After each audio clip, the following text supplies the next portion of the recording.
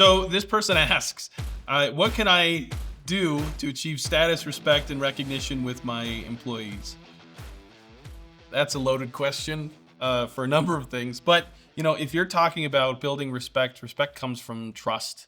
It comes from clarity. It comes from authenticity. So, like, oftentimes when I'm talking to my team, not just about the work, but about, what do they want out of this whole ordeal?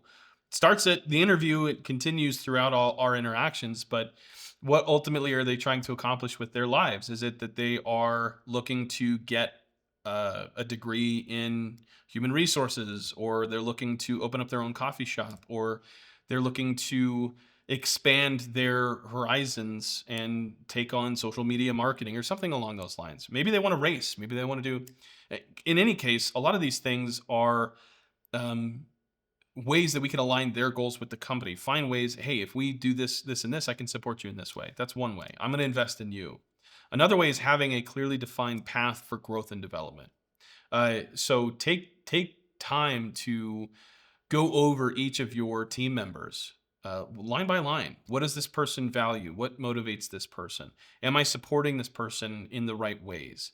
Do an inventory and then look at what do I need to give them, or what is the opportunities I need to line up for this specific person to help them develop and grow into the best possible versions of themselves, and versions of themselves that align with, again, those ultimate goals they're striving to accomplish.